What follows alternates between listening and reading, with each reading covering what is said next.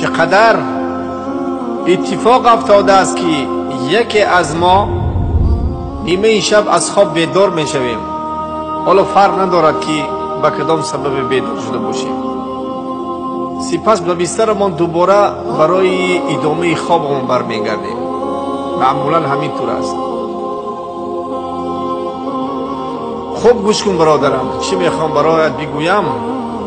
در همان لحظه های کوتاه که بیدار شدیم، این یک فرصتی طلایی است از جانب الله ذوالجلال و بسیار مهم و با ارزش است که رسول اکرم صلی الله علیه و سلم از آن به ما خبر داده است و ما را راهنمایی کرده است که چگونه از آن بهره ببریم. خوب گوش کن برادر خدم که به این حدیث که در صحیح بخاری ثابت شده است، رسول الله صلی الله علیه و سلم چی میفرماید؟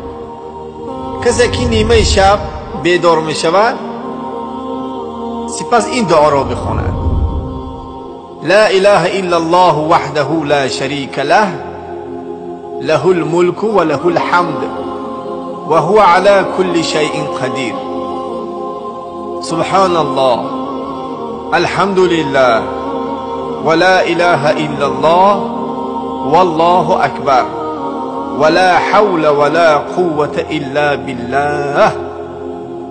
بعد از آن گفت اللهم اغفر لی، یعنی یا الله ذوالجلال گناههای مرا معاف بکن، ببخش.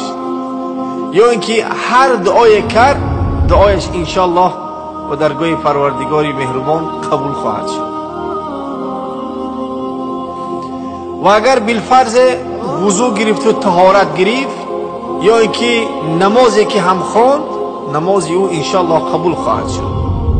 برادر و خواهر گرامی، به محض اینکه نیمه شب بیدار شدی و با خواندن چند از این کلمه کوتاهی مکن، تنبلی هم نکن، و بعد از این کلمه ها را گفتن دعای را از خیر دنیا و آخرت بکن. رسول اکرم صلی الله علیه و سلم به ما خبر داده است که انشاءالله دعا قبول خواهد شد. این ذکر بسیار یک ذکر آسان است که از چند کلمه تشکیل شده است.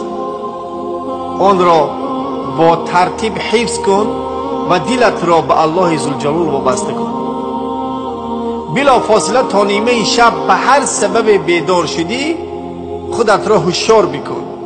نرو به کفتکوی گوشمانکوی نوشنیکو برای موزیکی گوش کردن، یا که با کفتکوی تلفنت که از واتساپ چی پیام های نو آمده است تا تماشا کنی و گوش کنی. بگذار اولین چیزی که در قلب و زبان جاری می شود این ذکر و یاد الله ذوالجلال باشد. این ذکر و این فضیلت و توفیق هیچ نیازی به وضو و طهارت گرفتن ندارد و حتی نیازی از جایگاه خوابت هم خستن ندارد.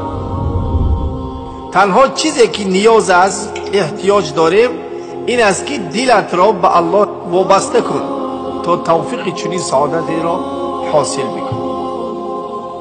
برای همین دعا کنیم که خداوند مهربان دلهای ما را به خودش وابسته بگرداند و به ما توفیق عمل کردن به این ذکر را عطا بگرداند. خداوند مهربان هر کسی این ویدیو را منتشر کرد برای او از هر تنگی و پریشانی کشایش عطا بگرداند و از هر پرابلم ها رهایش بگرداند و روزی او را از جای برسان که اصلا در گمانش هم نگذشته باشد و او را در این اجر شریک بگرداند. آمین یا رب.